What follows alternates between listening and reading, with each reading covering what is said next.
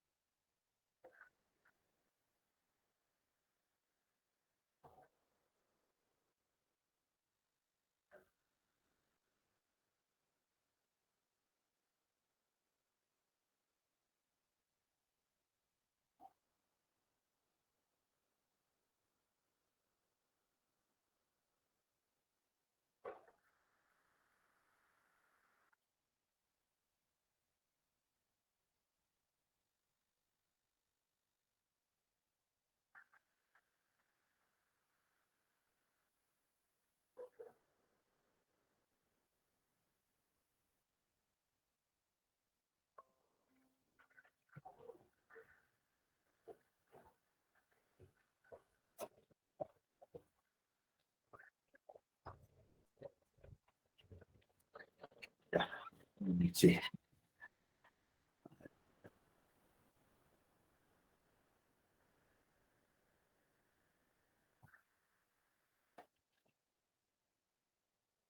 Muy bien, excelente, Smith.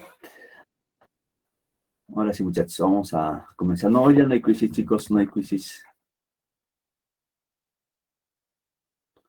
Hoy día no hay crisis. A ver, vamos a seguir trabajando.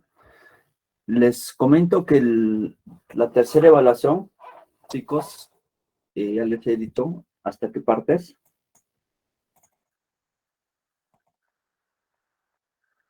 Proceso equitativo. Ya, la tercera evaluación, chicos, es hasta el tiempo de revoluciones. Ya, vamos a trabajar tiempo de revolución. Toda la balota 14, creo que es. Ya, tiempo de revoluciones hasta la revolución de Francia. Ya, muy bien, pero vamos a seguir trabajando en este sentido. A ver.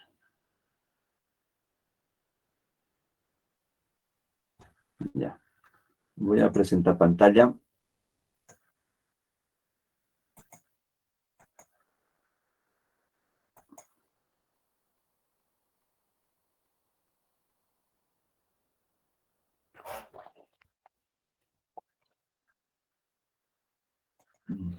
¿Se visualiza la pantalla, muchachos?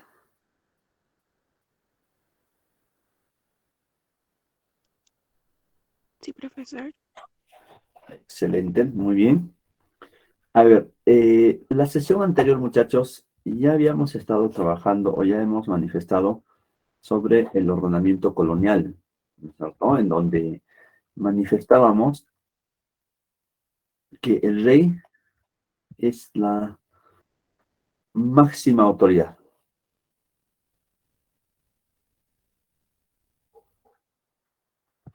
¿no?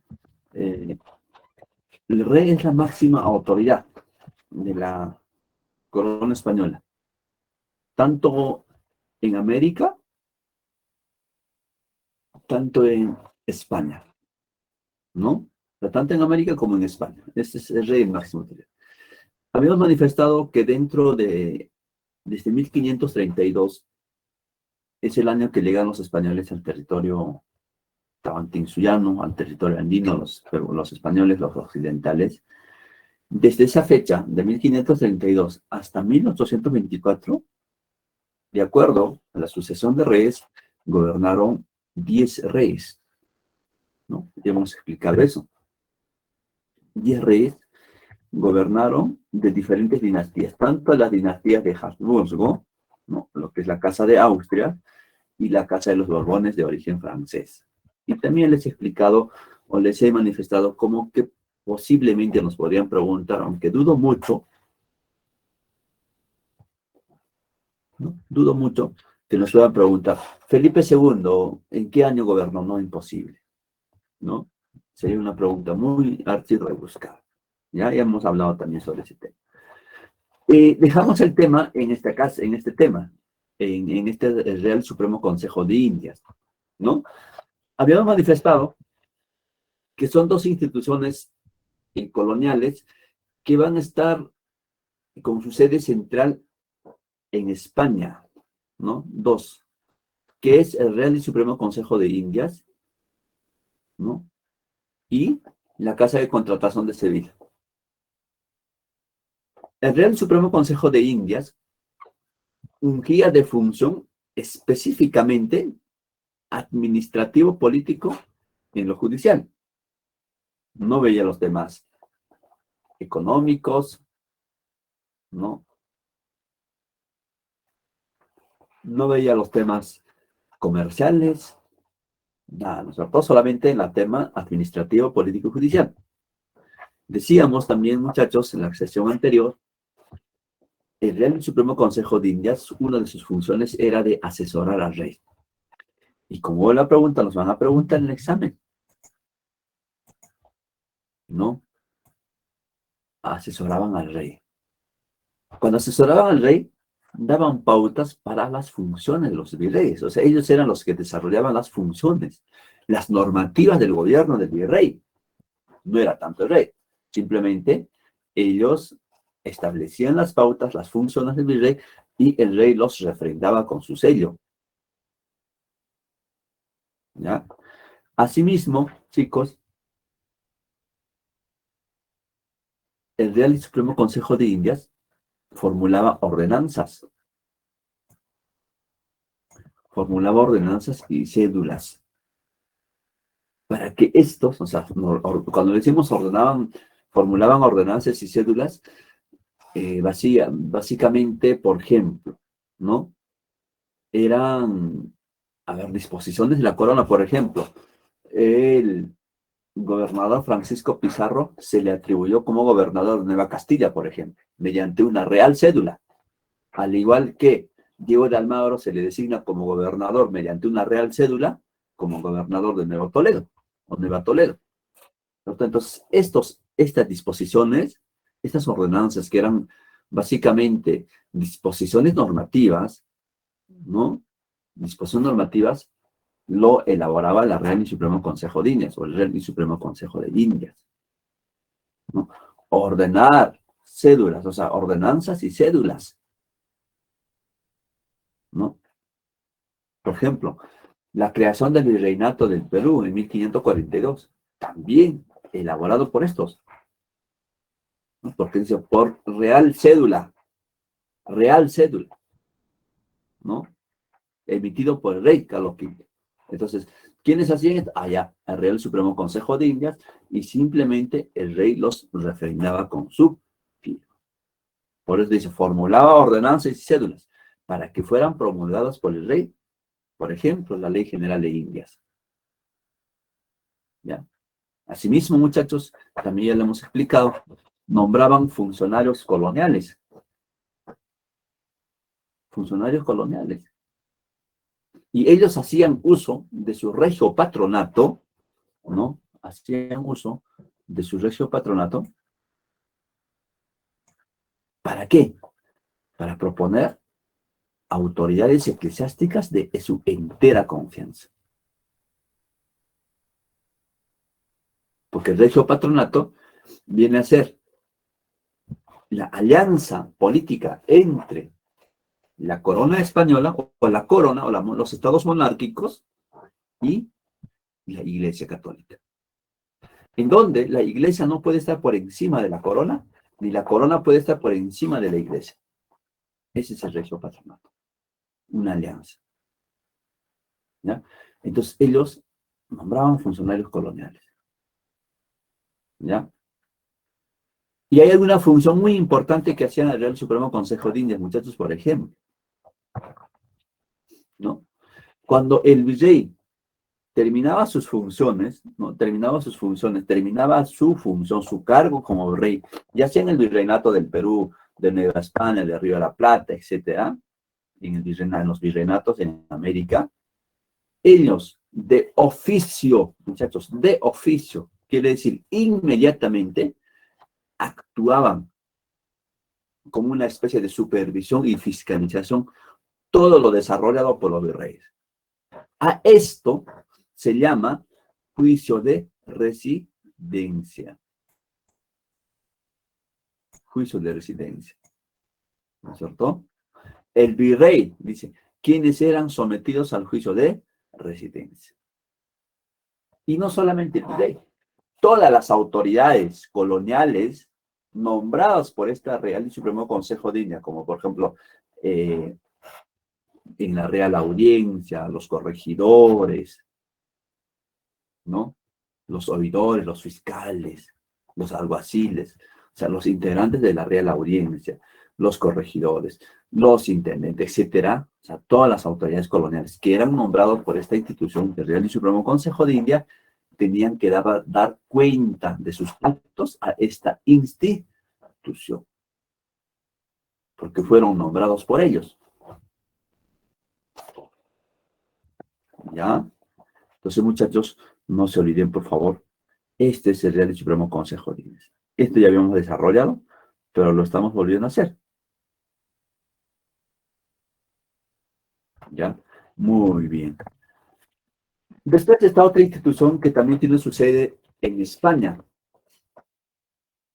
Nos referimos, muchachos, a la Casa de Contratación de Sevilla. Ya les he dicho, la Casa de Contratación de Sevilla ve exclusivamente los temas económicos comerciales, no ve otra cosa. Esta Casa de Contratación de Sevilla fue creada en el año de 1503. ¿Ya? Fue la primera institución que controló los negocios con las Indias, el monopolio comercial y la recaudación para la Real Hacienda, vale decir, los impuestos. ¿De qué estamos hablando? De temas económico-comerciales. Cuando los españoles llegan a América en 1492 con Cristóbal Colón a la cabeza, en 1492, América viene a ser propiedad de los españoles. Y más aún, esta propiedad se consolida con las famosas bulas alejandrinas, con la bula intercaetera de 1493 y el Tratado de Tordesillas de 1494, dados por Alejandro VI, el Papa Alejandro VI. Cuando dice, señores, de este territorio imaginario para esta parte hacia el occidente es propiedad de España. Y de este punto hacia el este, ¿no? Es de Portugal. Cuando hace la reforma. Entonces, América era propiedad y exclusividad de España. Entonces, porque existían otros reinos, otros estados monárquicos, como los franceses, los ingleses, los holandeses, etcétera, que querían entrar a este territorio, pero no podían porque era de España. Era de España. Entonces, la corona española, ¿no? La corona, los reyes católicos, establecen una institución o crean una institución para que puedan controlar exclusivamente los temas económicos comerciales entre el Nuevo Mundo y España. Y eso se llama la Casa de Contratación de Sevilla. La Casa de Contratación de Sevilla, como dice el texto, muchachos, fue la primera institución, ojo, la primera y la primerita, que controló los negocios con las Indias, o sea, vale decir, con América. Controló el monopolio comercial, porque era un monopolio comercial, porque no podían entrar los franceses a comerciar América, no podían entrar los holandeses, mucho menos los ingleses, ni los portugueses, a su territorio no podían. Entonces solamente exclusividad de España. A eso se llama monopolio. ¿Sabemos qué es monopolio? El monopolio comercial. Y también esta Casa de Contratación de Sevilla era la que veía los temas de la recaudación de tributos, o sea, los impuestos que se pagaba en América, porque se conoce como la Real Hacienda. Así se llaman los impuestos. Es como la SUNAT, pues. O hay que ver cuánto han pagado, cuánto estás pagando, cómo paga extinción, cómo pagan los indígenas. ¿Cierto? Eso veía la Casa de Contratación. Por favor, muchachos, nos podrían preguntar en el examen este tema. Nos podrían preguntar, claro que sí. Claro que sí, nos podrían preguntar. Nos podrían preguntar, ¿fue la institución, ¿no?, que controló los negocios con las Indias? ¿O fue la institución que controló el monopolio comercial entre América y España? O nos podrían preguntar, ¿fue la institución que se encargó de la recaudación para la Real Hacienda e impuestos, tanto en América como en España? Nos referimos a... ¿cuál?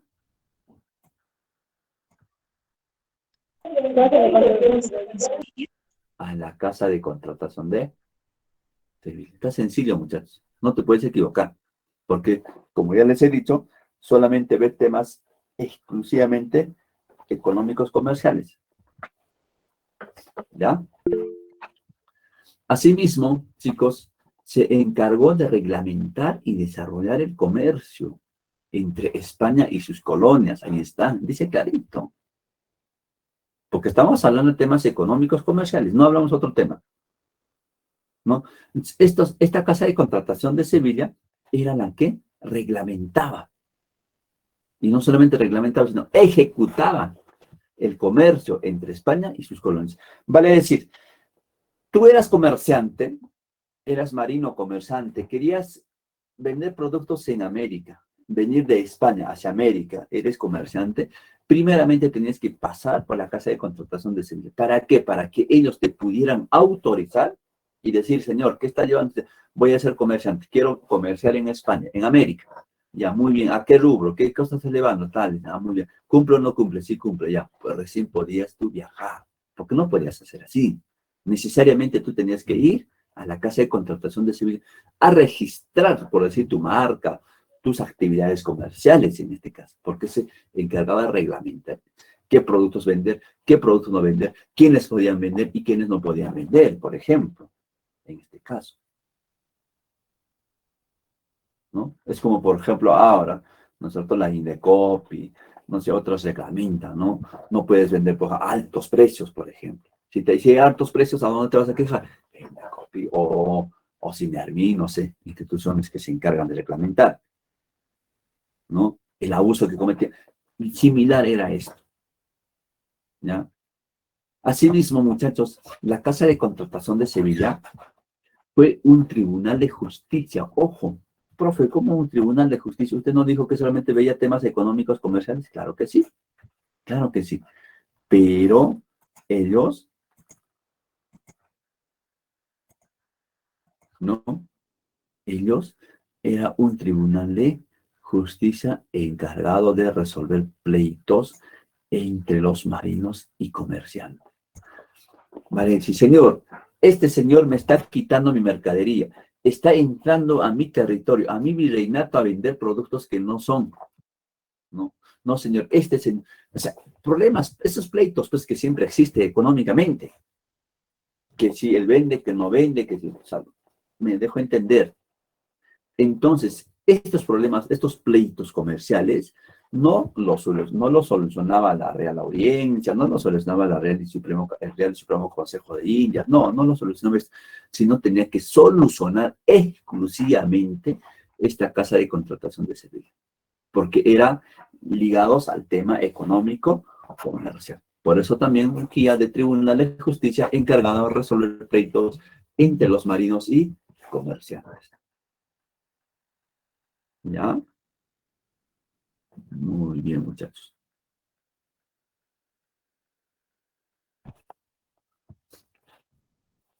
Asimismo,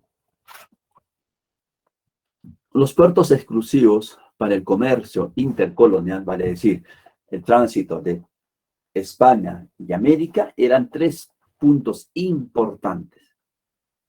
Tres puntos importantes. O sea, que obligatoriamente, todas las embarcaciones, ¿no?, venidos de España tenían que llegar a América a estos tres.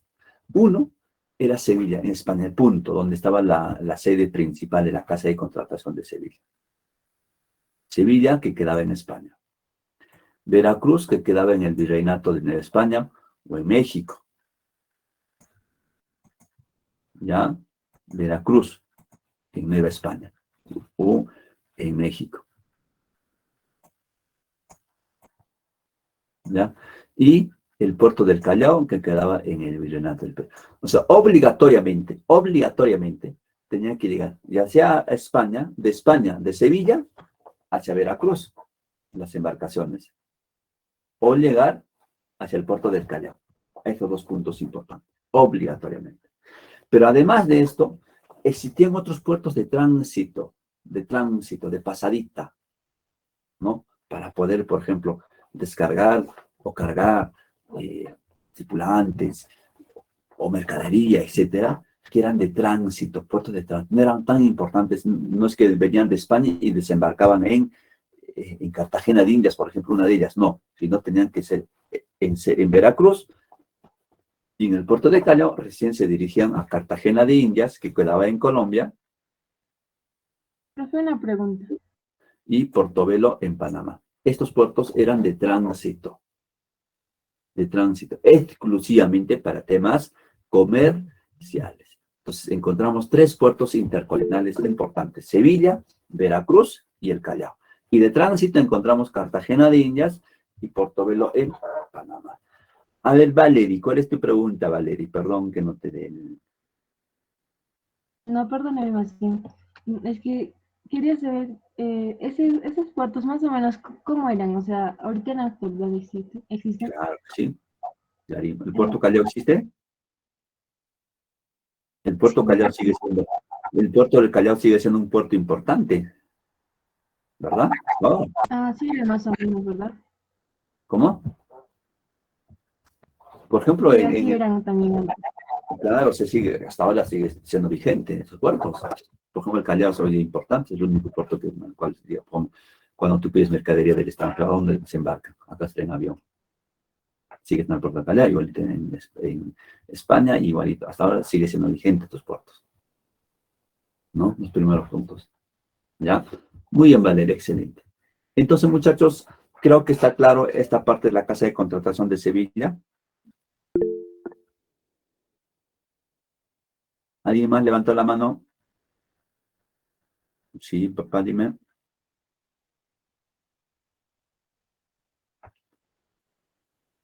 Eh, nos podrían considerar de repente, ¿no? De repente nos podrían poner, ¿no? Eh, a ver, ¿cómo se podría formular una pregunta, ¿no? Para que sea pregunta del puerto de tránsito, ¿no? ¿Podrías decir dónde queda el puerto de tránsito de Cartagena de Indias? No, no te van a preguntar así, ¿no? Uno de los puertos de tránsito durante el tratado, como uno de los puertos de tránsito, ¿no? En el tránsito comercial, puede ser, o en el aspecto comercial entre España y América, uno de los puertos de tránsito es Cartagena de Indias y Portobelo en Panamá. Nos podrían preguntar, pero no, muy lejos. Considero que no, pero de todas maneras hay que saber, ¿no? Simplemente son 5 puertos, 3 importantes: España, Sevilla, México, Veracruz y Perú, Callao. 3 importantes. Y tránsito en Colombia, Cartagena de Indias y Portobelo en Panamá, ¿no? Portobelo en Panamá. Sencillo, ¿ya?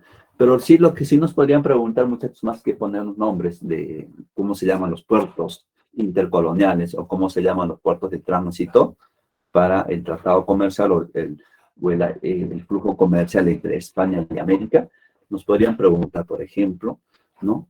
Fue la institución que controló los negocios entre las Indias y América, casa de contratación de servicios. Fue la institución que controló el monopolio comercial, la casa de contratación de servicios. Fue la institución que controló o fijó la recaudación para la Real Hacienda, lo que son impuestos. Nos referimos a la casa de contratación de servicios. Fue la institución, ¿no?, de reglamentar y ejecutar el comercio entre España y el Nuevo Mundo, casa de contratación de servicios. Fue la institución o un guía de tribunal de justicia, ojo, tribunal de justicia encargado de resolver pleitos entre los marinos y comerciantes, la casa de contratación de servicios. Porque estoy seguro que nos podría confundir este temita de tribunal de justicia cuando hablemos de la Real Audiencia, tribunal de justicia, cortes superiores. Pero el profe dijo justicia, Real Audiencia, no. Acá dice, cuando si no dicen un tribunal de justicia que se encargaba de resolver pleitos económicos, vale decir, entre los marinos y comerciantes, automáticamente es la casa de contratación de Sevilla. ¿Ya? Muy bien, muchachos. ¿Está claro, chicos?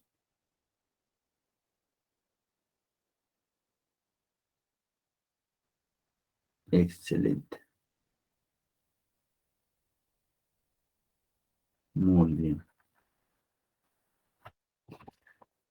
Seguimos. Ahora sí, de España, las dos instituciones que hemos hablado, Real Supremo Consejo de Indias y la Casa de Contratación de Sevilla en España. Dejamos en España estas instituciones y nos venimos a esta parte del mundo que es América. ¿Ya? En América, dijimos, a la cabeza está el virrey, ¿no? El virrey. El virreinato, creado en el año de 1542, como ya se les explicó en la sesión anterior, bajo circunstancias en el que el territorio andino, al momento de la llegada de los españoles, se había convertido en un polvorín, una codicia bárbara por el oro, la plata y las tierras. Entre españoles estaban matando. Era un caos, un desorden. Es por eso que el rey Carlos V, ¿no? O Carlos I de España y Carlos V, el emperador de Alemania, va a crear, ¿no es cierto?, el virreinato del Perú en 1542, para poner orden, para recaudar más tributos, más impuestos, para pacificar y terminar con las guerras civiles, ¿cierto? Entonces, en ese entender, el virreinato se crea, ¿no? Y tiene un virrey. El virrey es el máximo representante del rey de España en América. Es como decir, el mismo rey en persona. ¿Ya? Ese es el virreinato. El virrey, muchachos, el virrey era el representante personal del rey de España. Ahí está. Era el mismo rey en persona. Es por eso cuando Gonzalo Pizarro se enfrenta militarmente a la corona, ejecuta al primer virrey, que es Blasco Núñez de Vela, se estaba enfrentándose más que al virrey, se estaba enfrentando al mismo rey. ¿No? Eso era el virreinato. Entonces, el virrey, muchachos, ojo, dice, mediante el vicepatronato de la Iglesia Católica, el virrey tenía las facultades de proponer la elección de sus propias autoridades religiosas. Quiero que entiendan aquí. El Real y Supremo Consejo de Indias, cuando dijimos el Real y Supremo Consejo de Indias, mediante el regio patronato, Mazartón dice, el Real y Supremo Consejo de Indias, mediante el regio patronato, proponía el nombramiento de las autoridades eclesiásticas para el virreinato. Pero el virrey de algo más particular decía, señor Jovin, usted va a ser virrey del Perú. Excelente, muy bien. Mi majestad, o señores de la Real Audiencia, yo quiero hacer uso de mi vicepatronato, yo que me establece mis funciones. Muy bien, excelente, haga su uso de su vicepatronato. Yo propongo mis autoridades eclesiásticas de entera confianza para gobernar en el virreinato. Entonces el virrey hacía uso de su vicepatronato para proponer elección de sus propias autoridades religiosas. O sea, vale decir, no era propuesto por el Real y Supremo Consejo de Indias o haciendo uso del regio patronato, sino el vicepatronato. Acá nos podríamos probar una conclusión de repente, muchachos. El virrey hacía virrey de chica, vicepatronato. El Real y Supremo Consejo de Indias, regio patronato. ¿Ya? Ojo. El virrey, muchachos, era el jefe del poder político con residencia en la ciudad de Lima, sin más limitación que la autoridad del rey, que lo nombraba como el personero máximo en la colonia. El virrey tenía como función preparar las memorias de su administración y remitir el llamado pliego de mortaja, con el informe y balance de su gestión. O sea, vale decir, el rey en funciones tenía que enviar sus informes de su administración, así se llamaban memorias de su administración. Y a esto se llamaba pliego de mortaja. Eso sí, por favor, muchachos, acá dice clarito, por favor. Pliego de mortaja. Ojo, no se confundan, muchachos, por favor. Con el informe y balance de su gestión. No tenía que terminar su función para enviar este pliego de mortaja, no. Tenía que ser en funciones. A ver, anual, ¿qué estás haciendo? Muy bien, este es el informe y este es el balance de mi función. ¿A quién tenía que remitir? al Real y Supremo Consejo de Indias. ¿Ya? Entonces el virrey enviaba este informe y balance de su gestión, ¿no es cierto?, con las memorias de su administración en función a eso se llama pliego de mortaja. Por favor, no te olvides, en función pliego de mortaja.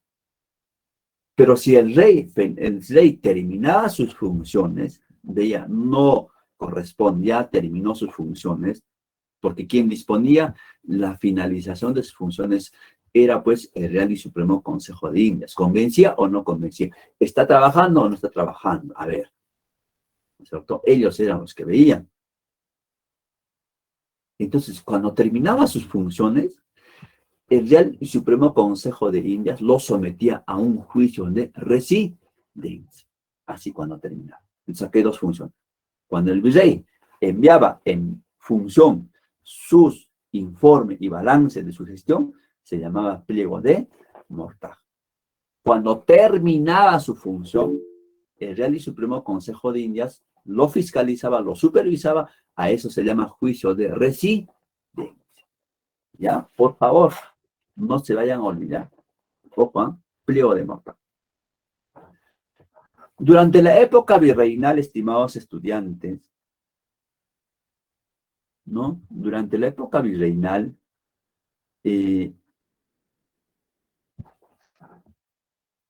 gobernaron 40 virreyes. 40 virreyes. El primer virrey, conocido de saber muy bien, que fue Blasco Núñez de Vela.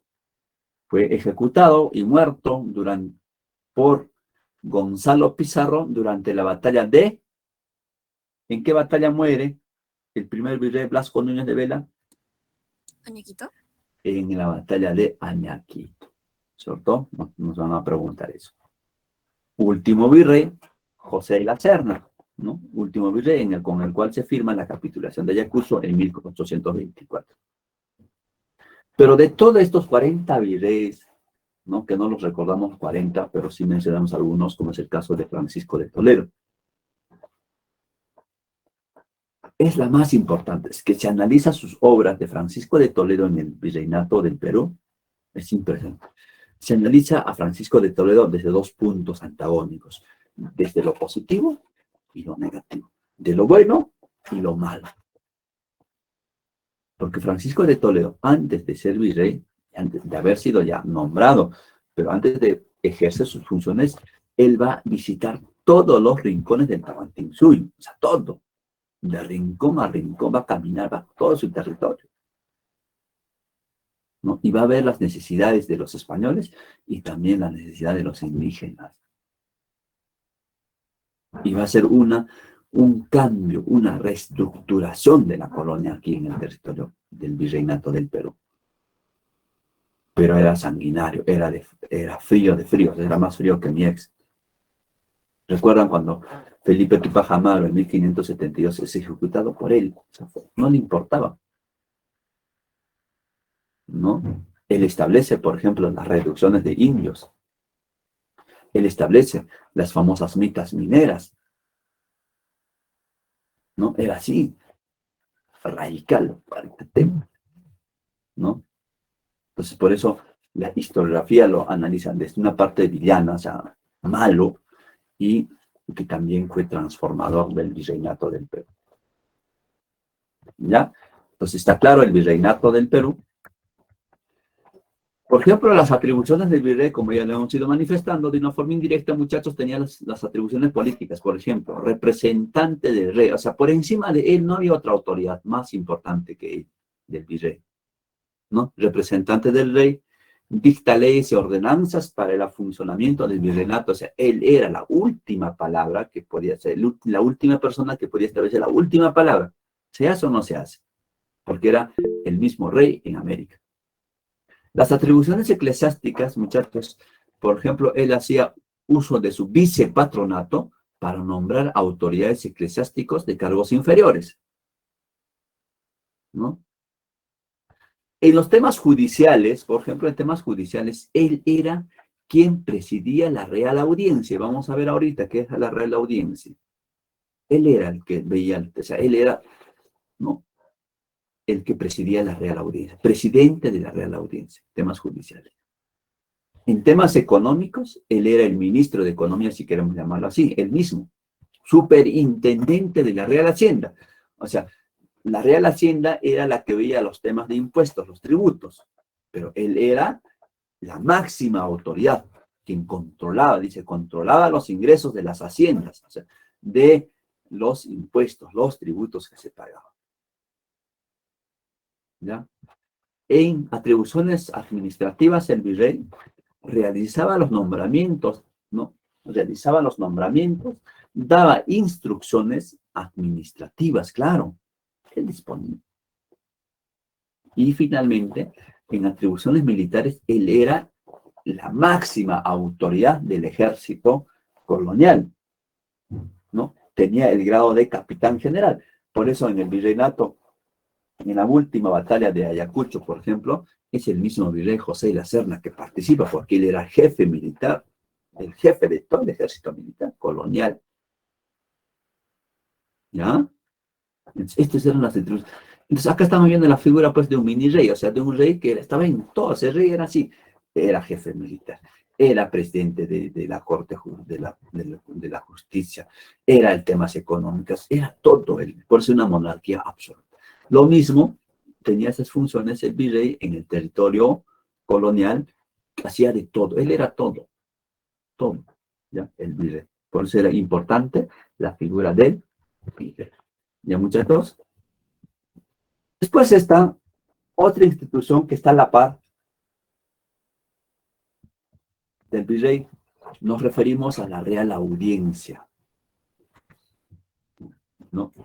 Nos referimos a la Real Audiencia. La Real Audiencia, muchachos, ¿no? La Real Audiencia, por ejemplo, es una institución judicial. Ojo, institución judicial. No se confundan esto, por favor. No. Institución judicial considerada como tribunal de justicia. ¿No? Como el Poder Judicial, como el Palacio de Justicia. Ahí vayamos. ¿Qué tema se ve ahí? ¿No? Tú vas los temas económicos al Poder Judicial, al Palacio de Justicia, lo llevas al Tribunal de Justicia. No. ¿Qué temas vas allí? Temas de problemas de litigio, problemas de infidelidad, temas de asesinato, de violación, de agresión, de difamación, ¿no es cierto? Algo justicia, algo que se quiera hacer justicia. Esa es la Real Audiencia. Considerada como un tribunal de justicia. Creada con el establecimiento del virreinato. O sea, esta Real Audiencia se crea en el año de 1542, o sea, junto con el virreinato. Era un tribunal colegiado, jurisdiccional y de asesoría de alto nivel, integrado por, ¿quiénes? Por oidores, o jueces, fiscales, alguaciles y escribanos. O sea, este tribunal de justicia estaba conformado por los más altos intelectuales o académicos que tenían títulos nobiliarios. Jueces, fiscales, alguaciles o escribanos y otros. Ese era lo conformado. Eso hoy día también, pero no la Corte Superior de Justicia, ¿por quiénes integra? Los abogados, pero abogados con alta experiencia, abogados con alto grado de conocimiento, jueces, fiscales, ¿cierto? Y así era este tribunal de jueces. Ellos eran los que se encargaban de impartir justicia. Entre las diversas funciones de la Real Audiencia, muchachos, dice, se tiene que resolvía litigios judiciales. Ojo, litigios judiciales en materia ordinaria, ¿no? O sea, en materia simple, en materia civil y materia penal. O sea, en esos tres aspectos. Ordinaria, civil y penal. Su función principal era la administración de justicia. Claro, era esto. Administración de justicia. A nivel de cortes superiores. Ojo, cortes superiores. ¿Ya? Y ahí te explicamos. Pero ejercía también funciones políticas, asumiendo funciones de gobierno por incapacidad del virrey, ausencia o muerte del virrey. ¿Se recuerdan ustedes cuando Gonzalo Pizarro ejecuta al primer virrey Blasco Núñez de Vela en la batalla de Añaquito, en Ecuador, ¿quién asume el gobierno del virreinato? Son estos concejales o estos personajes que integraban la Real Audiencia. Ellos en una junta interna se elige al gobernante. O sea, gobierna toda la Real Audiencia. Entonces ellos cumplían. ¿Y quién era el presidente de la Real Audiencia, muchachos? ¿El virrey? El virrey, ¿ve? El virrey era el presidente. Hay una pregunta en el chat. A ver, no estoy, a ver, perdón. Voy a ver, no estoy. A ver.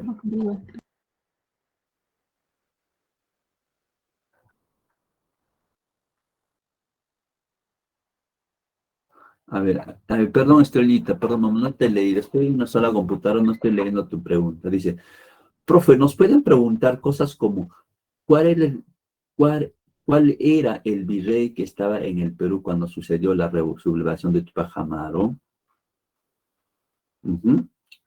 No. Si no hace para menciona, no. ¿Quién era el virrey? No, cuál era. ¿Quién era el virrey, no? Que estaba en el Perú cuando sucedió la sublevación de Tupac Amaru. ¿Ya? No, no, pregunta. ¿Ya? Pero vamos a hacer en su momento, Estrella del Carmen. Perdón por no haber leído tú. Ya, mi emoción me gana. Agustín, algo así. No te preocupes, no te preocupes, Ale. Vale, perdón, Estrellita, ¿ya? No había leído tú. Se lo voy a poner esto mejor así. Lo voy a poner así. Así. Así, así. ¿Se visualiza? Sí, profe. Ya. Chi.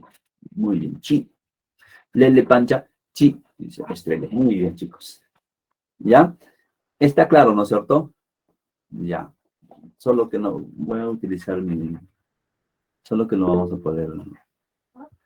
Solo que no vamos a poder utilizar nuestro pizarra interactiva. Profe, Ya sí, pero parece que antes sí tenía dos, por eso normal veía el chat. sí, es que estaba en mi otra computadora. Ahora aprendí mejor esta computadora. Ya, que voy aprendiendo. Ya, así decía mi hijita. Lele pancha, chi, papi, chi. Lele pancha. O sea, duele pancha. Muy bien, muchachos. Aquí está Estrella. Chi. Muy bien. A ver. Seguimos, ¿ya? Entonces, cuando decíamos, chicos, de la Real Audiencia, decimos a cortes niveles, a nivel de cortes superiores, o sea, nos referimos básicamente, ¿sabéis qué, chicos? O sea, que la Real Audiencia, obviamente en el tiempo colonial, era pues un polvorín, todo era problema. Imagínense, después del levantamiento de Manco-Inca, en 1536, hasta 1780, que es el de José Gabriel Tupac Amaru, se dieron más de 180 levantamientos indígenas. Más de 180 levantamientos, piensen. Bueno, 180 levantamientos. Entonces, el virreinato del Perú era pues un caos. Había un descontrol popular. Nadie estaba ¿quién iba a estar conforme pues con, con el tema maltrato, las famosas mitas mineras? Era un caos. ¿Ya? Era problema tras problema. Pero no, había problemas, pero quienes tenían que primeramente solucionar estos problemas eran los corregidores. Hasta antes de 1784 eran los corregidores. Y cuando hablemos de los corregimientos, ahorita vamos a ver, ellos tenían que solucionar los problemas dentro de su jurisdicción, dentro de su corregimiento, ellos primeramente. Si el problema era grande y no lo solucionaba el corregidor, recién, muchachos, se derivaba este caso a la Real Audiencia para que puedan dar soluciones. ¿Ya? Para que puedan dar soluciones. Por ejemplo, yo veía un caso, eh,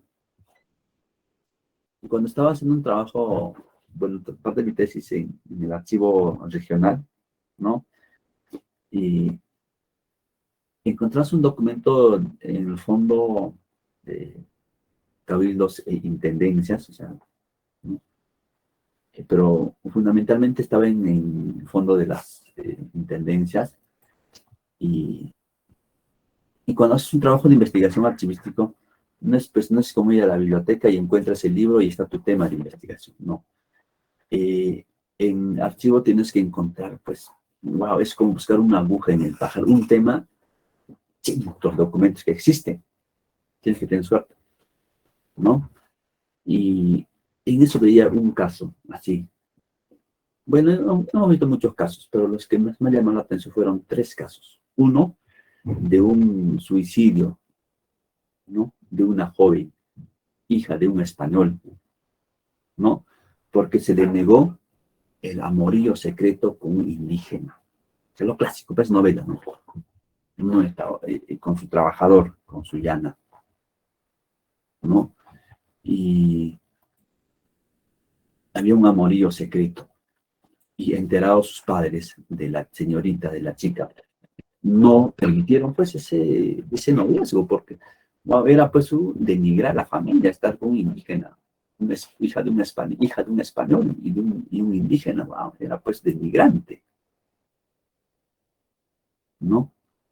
Entonces, la señorita se llega a suicidar. Y los padres,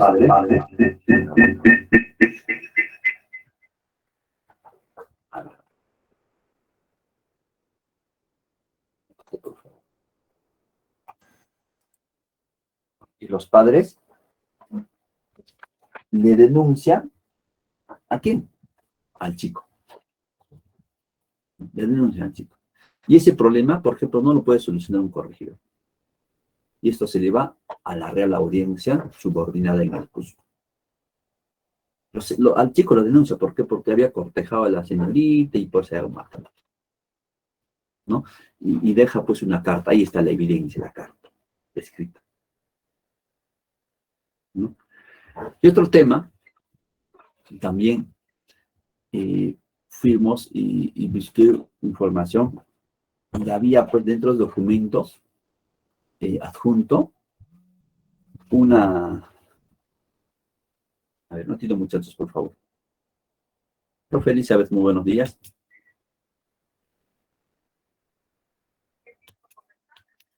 Profesita, ahorita estoy en clase del CEPRU, ¿le podría llamar a las 9, profesita, por favor? Yo le llamo a las 9. Ya, profe Elizabeth. Buen día, profe.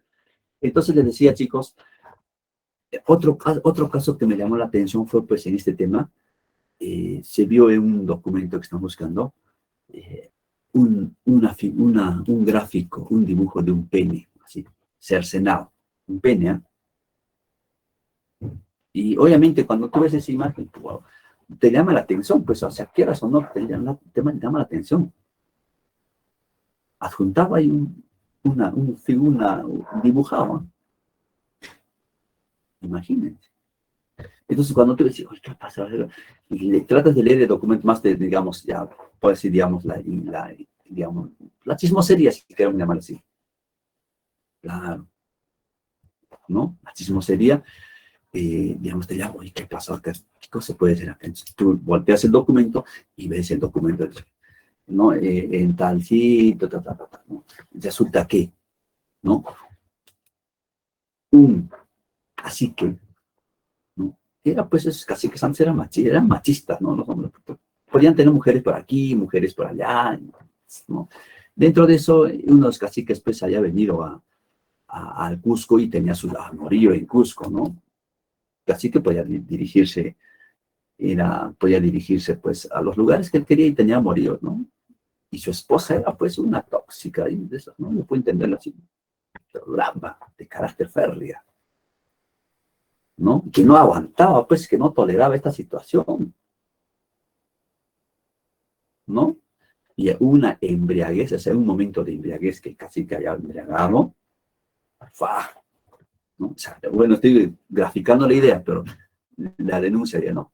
Fue cercenado la parte genital del tal hombre en su estado de embriaguez. ¿No? Y este era un delito, y antes no había policía, pues. ¿Quién hace? El corregidor. Entonces él tenía que tomar nota, ¿no? Y ahí está la prueba del delito. Hoy en día, digamos, algo sucede, la fotografía, ¿no es cierto? En esos tiempos tenías que graficar. Y era un experto graficando. Entonces era así. Entonces, estos casos, por ejemplo, no lo soluciona pues el corregidor, sino ya lo soluciona la Real Audiencia. A ver, y fue condenada, pues, esta mujer, ¿no? Fue condenada a pena de muerte, ¿no? Por haber cortado el genital de su marido. Y la mujer decía, no, yo lo corté por tales, o sea, es un dogma amplio, pues, ¿no? Entonces, era así, ¿ya? Entonces, esto era la Real Audiencia. Entonces, veía, muchachos, todos los temas de orden judicial. Entonces, dentro de esto, muchachos, existía, ¿no? Real Audiencias virreinales, o sea, dos sedes principales, tanto en el Virreinato del Perú y en el Virreinato de México. O sea, las más importantes eran el Virreinato del Perú y México, por eso son virreinales. O sea, a esta Real Audiencia virreinal, tanto en Perú y México, ya llegaban los casos, pues, ya los más complejos que no podían solucionar. Los más complejos. Complejos. ¿No? ¿Se acuerdan ustedes cuando José Gabriel Tupac Amaru, ¿no? Pedía su reconocimiento como noble inca, como descendiente de Tupac Amaru I de 1572, ¿no es cierto? Que no lo puede solucionar el corregidor. Entonces, este caso se va a llevar al virreinato, a la Real Audiencia del Virreinato en el Perú. Pues desde 1770 va a estar en ese trance. Entonces, eran dos puntos virreinales, los más importantes y los que solucionaban los temas más complejos. Pero dentro de esto existían pretoriales, ¿no? Si el corregidor no solucionaba, podía derivarlos a la Real Audiencia pretoriales, que todavía no eran muy complejos.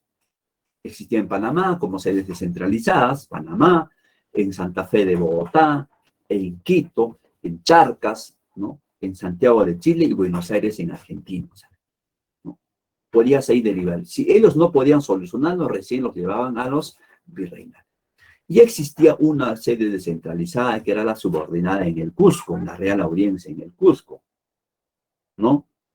Que generalmente era más local, que veía todos los temas de la parte del sur, del Cusco, que tenía la misma, por ejemplo, valía o valor del virreinal, el Cusco. Entonces existían virreinales, pretoriales y subordinadas. La subordinada era el Cusco.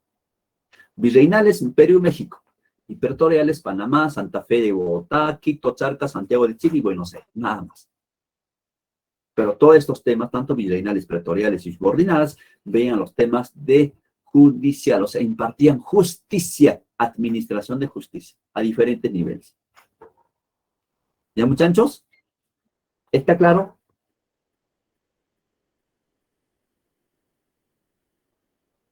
Excelente, creo que se han quedado anonadados con la noticia.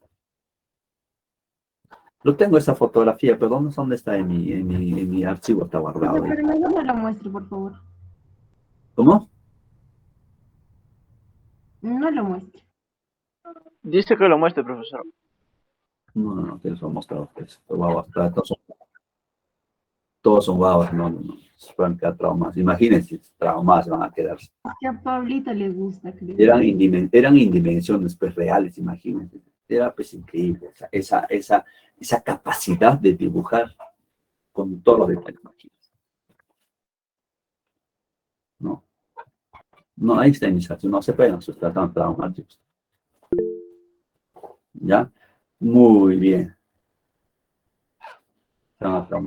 Los corregimientos, ya están pensando. No.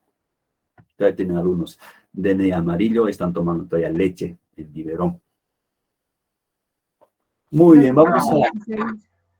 seguir trabajando los corregimientos, por ejemplo, como les decía, nosotros hemos hablado de virreinatos, la Real Audiencia, ahora nos toca hablar de los corregimientos, ¿ya? Dijimos, los corregimientos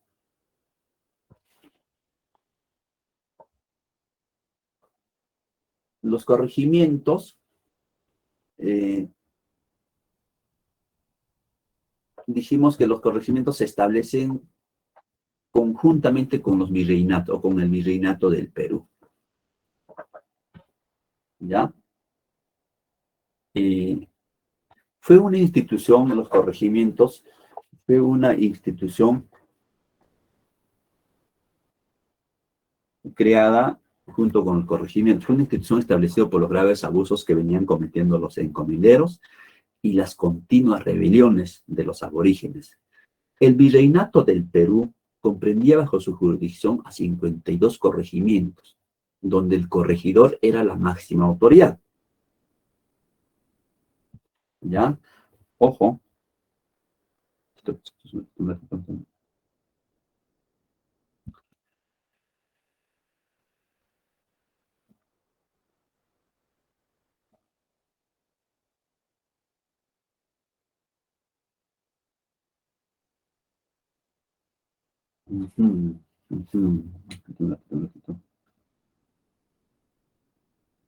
Profe, una pregunta. Sí, dime mamá. Lo que nos ha contado, ¿aparece en Google normal? No, en Google no aparece. Wow. No, todavía no puedes mirar eso. No vas a encontrar otras cosas en Google. No, no está, no está. Todavía recién se está digitalizándose estos documentos. No Ya, está. muéstrenos nomás. Es información, Vida del éxito. es información exclusiva, ¿no? O sea, que solamente sirve de temas de investigación. Ya, profe. Como la consigo, obviamente está en el archivo. A ver, seguimos. ¿Ya? Ah, profe, muéstrenos. No. A ver, chicos, decía que los corregimientos, ¿no? Dice que se hayan creado, pues, justamente cuando decimos, ¿no? Que el virreinato se creó para pacificar, terminar con las guerras civiles, ordenar, todo era, ¿no? Para algo positivo. Y conjuntamente, pues, cuando se van a hacer las primeras instituciones como son las encomiendas y los repartimientos, ¿no? Temas de, digamos, encomiendas y repartimientos, el abuso que se cometía a los indígenas era bárbaro, o sea, era impresionante. O sea, los vejámenes, los abusos, las violaciones, era terriblemente. Es por eso cuando se va a darse la Ley General de Indias en 1543, juntamente con los corregimientos y Virreinato del Perú, teóricamente, solamente en el papel decía dar mayores tratos humanos a los indígenas y se les quitaba ciertos beneficios a los españoles, pero cosa que no se cumplía en eso. Entonces, una de estas supuestamente mejorías para el trato de los indígenas era la creación de los corregimientos, vale decir, ir segmentando, ¿no? Ir segmentando al territorio andino en corregimientos. Por eso decía 52 corregimientos en todo, ¿no? En todo el virreinato del Perú. Ya, 52 corregimientos. Entonces, ¿quiénes estaban a cargo de estos corregimientos? Eran los corregidores. Y los corregidores, como vemos, por ejemplo, tenían ciertas funciones, tenían funciones políticas, tenían funciones judiciales, tenían funciones administrativas, tenían funciones fiscales y comerciales. ¿No? Tenían esas funciones. ¿Ya? Tenían esas funciones políticas, judiciales, administrativas y fiscales. ¿Ya? Los corregidores. Entonces, por ejemplo, dentro de las funciones que tenían el corregidor, funciones políticas, primeramente era de conservar el orden y la buena marcha del corregimiento. ¿Ya? La buena marcha del corregimiento. Conservar el orden y la buena marcha del corregimiento. ¿ya? Funciones políticas. Ojo, eso era su corregimiento. O sea, él tenía que velar por la seguridad de su corregimiento. Que no existen problemas de levantamientos, que no existan problemas de descontento social, era conservar el orden y la buena marcha del corregimiento. No tenía que tener problemas. Pero ningún corregimiento, chicos, podía estar exento al levantamiento. Claro que sí, era un tiempo de revoluciones, un tiempo de descontento y descontrol popular. Los corregidores pues tenían esa función hasta de matarlos inclusive. Así como podemos ver en las imágenes de Guzmán Poma, por ejemplo, que estamos viendo. También tenían funciones judiciales, chicos, como es el caso de resolver pleitos en primera instancia. Ahí está, lo que les decía. Porque no todos los problemas tenían que derivarse a la Real Audiencia, pretoriales, subordinadas o virreinales, no. O sea, primero tenían que, el corregidor estaba en la potestad de solucionar los problemas de primera instancia. O sea, papá y mi vecino me ha mirado mal. No que mi vecino se ha comido mi gallina. Que mi vecino, o sea, estos problemas simplemente tenía que solucionarlo el corregidor. Los problemas pequeños, de primera instancia. Si a esto no podía solucionar, recién se mandaba derivar a los pretoriales o a la subordinada. Y si en la subordinada o pretoriales no se solucionaba, recién se iba a los virreinales. ¿Ya? Entonces, muchachos, judiciales. También tenía administrativas. ¿Cuáles eran las funciones administrativas del corregidor? Cobrar el tributo en su jurisdicción. O sea, él era encargado de recaudar todos los tributos de todos los indígenas, porque los indígenas eran los que pagaban sus tributos, sus impuestos. ¿Ya? Administrativa. Y como cobraba los tributos, él tenía que rendirle cuentas, ¿no es cierto?, al virrey, porque era el superintendente de la Real Hacienda. ¿No? Estos son mis tributos de mi corregimiento. ¿Y cuánto me corresponde a mí? También tenía las funciones fiscales y comerciales, estimados estudiantes, por ejemplo, por lo que establecieron el reparto de mercancías. Mediante este reparto, los corregidores obligaban a que los aborígenes recibieran mercaderías, muchas de ellas innecesarias y a precios excesivos. Tenían el apoyo y subordinación de los caciques. O sea, cuando decimos fiscales y comerciales, muchachos, esto era pues un completo abuso, ¿no? Es como decir, yo soy profesor del CEPRO, ¿no? Yo tengo digamos, imagínense que soy corregidor, pero soy profesor del CEPRO. Entonces, ustedes están bajo mi subordinación, ustedes, los del D04, por ejemplo, ¿no? Allá, yo puedo, como soy profesor y estoy a vuestro cargo, yo les voy a vender mis libros, ¿no? Yo te voy a vender libros de, por ejemplo, a ver, no sé, mis libros, ya toma, chicos, mis libros, ya toma. 100 soles, 200 soles, 300 soles, 400 soles, no sé, pero me pagan, es mi libro. Pero, profe, este libro no me sirve, no, pero te estoy vendiendo yo, soy tu corregidor, yo soy tu profesor. O sea, aprovechaba pues de esa valía para vender productos, el corregidor. El corregidor era comerciante, o sea, no permitía que entre otro comerciante, claro, había otros comerciantes, pero él tenía la exclusividad de vender productos a su corregimiento. En muchos casos, productos que no le servían a los indígenas, no les servían para nada, y productos con altísimo precio.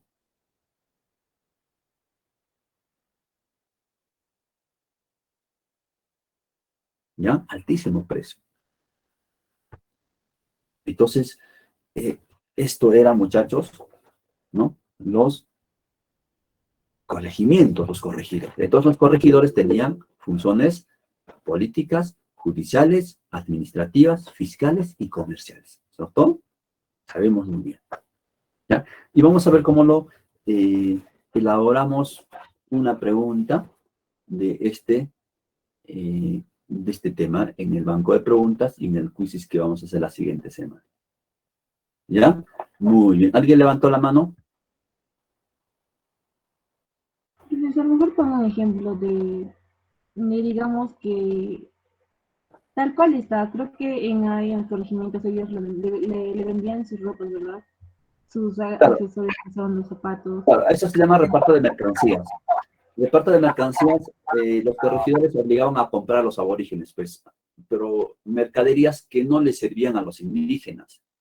A ese trato, a esa venta de productos inservibles para los indígenas y a un alto costo, se llama reparto de mercancías. Y eso es lo que observaba, pues, José Gabriel Tupac Amaru. José Gabriel Tupac Amaru era comerciante, nosotros sabemos que era comerciante, y veía dentro de su cacicazgo, o sea, Tupac Amaru estaba subordinado al corregidor Antonio Larreaga, y el cacique era, pues, el nexo de comunicación entre el pueblo indígena y los corregidores, y así el virrey, o sea, era el punto de partida, o sea, el punto medio de comunicación. En muchos casos, el indígena así obedecía al cacique, ¿no? Y el cacique, en muchos casos, como muchos existen caciques como Sabaraura, diferentes caciques que existieron en todo el territorio, en todo el corregidor, porque todo corregidor tenía caciques, cacicazgos, obedecían, pues, al corregidor. O sea, había una confabulación. O sea, hay que vender esto, ya muy bien. El cacique obedecía, no, esto hay que vender. Trataba de convencer a la población indígena, en muchos casos. Pero en el caso de José Gabriel Tupac Amaru, no había una relación armoniosa ni amical entre el corregidor, que era el corregidor de Tinta, Antonio Larreaga, y José Gabriel Tupac Amaru. No existía ese. Había discrepancias. José Gabriel Tupac Amaru siempre refutaba, criticaba la forma como estaba tratando a los indígenas dentro de su corregimiento. Criticaba, o sea, no veía bien, ¿no?, que se esté vendiendo productos que no le sirven a los indígenas. José Gabriel Tupac Amaru no era parte de eso. ¿Ya? Eso veía. Entonces, eso se llama reparto de mercancías. Reparto de mercancías. ¿Ya, muchachos? A ver, Quería Valerie, y luego Jason creo que levantó. A ver, Valerie. Profesor, sería como, digamos, que algunos indígenas no sabían que el cacique era como que alguien que fingía, o sea, yo pienso que algunos fingían estar, apoyarles y todo, sin embargo, era como que le estaban llevando, así como que querían llevarles información sobre los indígenas. Uh-huh.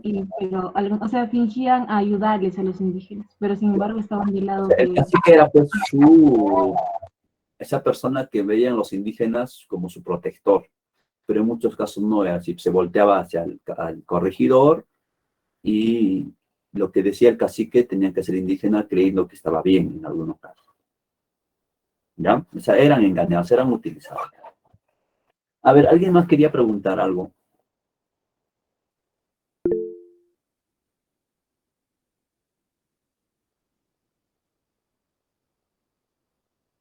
Los corregidores,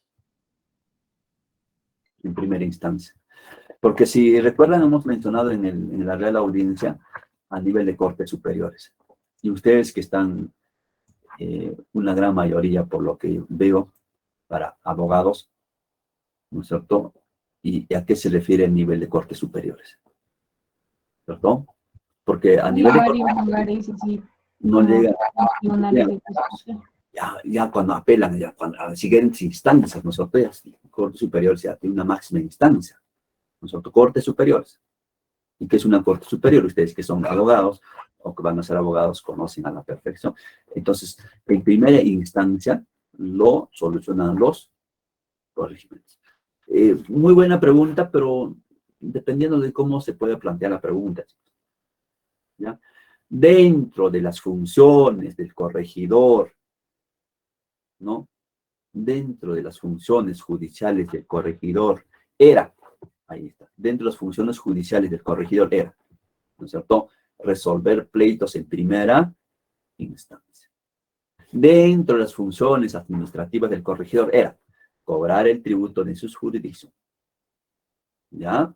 Nos podrían preguntar de esa forma.